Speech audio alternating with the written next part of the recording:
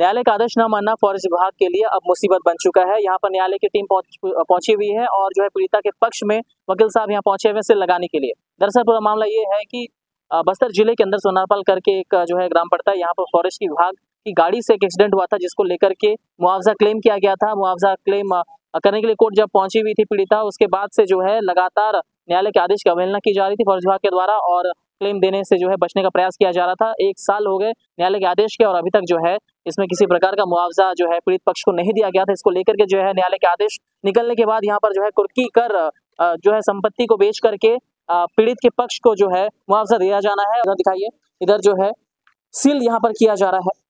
एक और आदेश में भी लिखा हुआ है कि अगर विभाग 9 तारीख से पहले इन्हें चेक दे देता है, मुआवजे का चेक दे देता है, तो फिर जो है कार्रवाई रुक जाएगी और ये ताला खुल सकता है।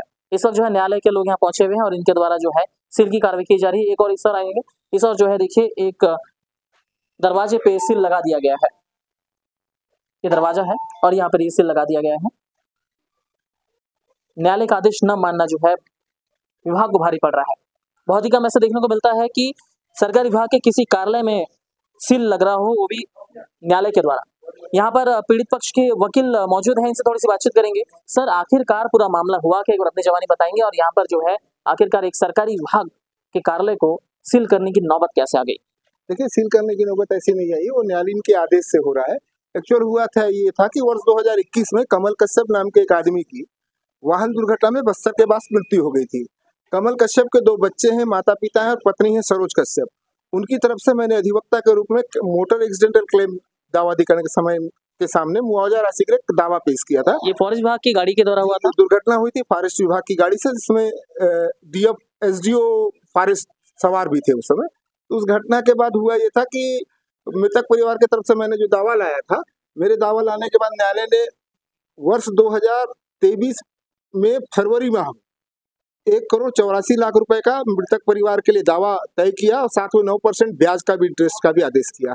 इस तरह तृतीय पदाधिकारी जगदलपुर न्यायालय ने इनके लिए पहले भी कुर्की वारंट किया था, लेकिन इन्होंने समय मांगा था, चुनाव वाली बात आ गई थी और मैंने न्यायालय को कहा था कि ठीक है साहब, इनको आप समय दे दीजिए। तो क्या लगता है वकील साहब कि 1 साल का जो समय इनको मिला था, उस दरमियान आखिरकार ये आनाकानी क्यों करते रहे, क्यों जो है मुआवजा की राशि देने से बचते रहे? क्या लगता है आपको?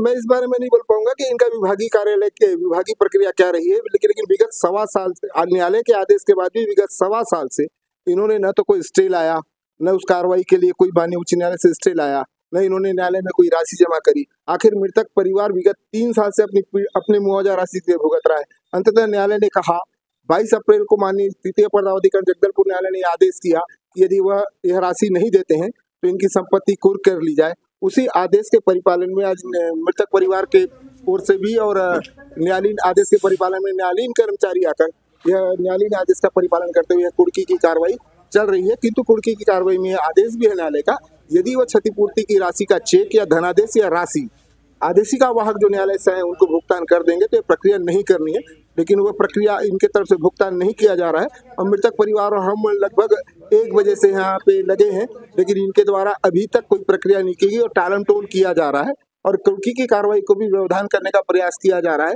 जो कर्मचारी आए हुए हैं न्यायालय के, उनके ऊपर भी कहाँ से फोन आ रहे हैं नहीं मालूम, वह भी न्यायालयीन आदेश को रखने के बाद भी इस प्रक्रिया में उचित रूप से काम नहीं कर पा रहे हैं। तो वकील साहब, क्या इसकी आंच कलेक्टर कार्यालय तक भी जा सकती है, क्योंकि जो है मुख्य रिप्रेजेंटेटिव कलेक्टर साहब होते हैं?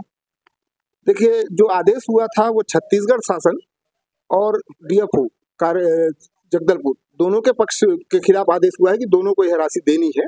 और क्योंकि छत्तीसगढ़ शासन का रिप्रेजेंटेटिव जो होते हैं माननीय कलेक्टर महोदय होते हैं, जिला कलेक्टर महोदय, तो यह कुर्की वारंट जो माननीय तृतीय पदाधिकारी न्यायालय ने जारी किया है वो न केवल डीएफओ कार्यालय के जारी किया, अभी तो जिला कलेक्टर कार्यालय जगदलपुर के लिए भी है। संभवतः जिला कलेक्टर कार्यालय जगदलपुर में भी अब यह कुर्की की कार्रवाई होगी, क्योंकि शासन को रिप्रेजेंट वो करते हैं और जब तक मृतक परिवार को राशि नहीं मिलती तब तक ये प्रक्रिया चलेगी और इन संपत्तियों को बेचकर मृतक परिवार को मुआवजा राशि दिलाने का प्रयास करेगी न्यायालय।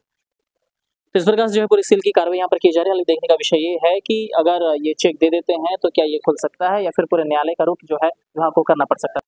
हाँ, तो इस संबंध में बताना चाहूँगा कि 2021 में एक शासकीय वाहन से दुर्घटना हो गई थी जिसपे एक की डेथ हो गई थी।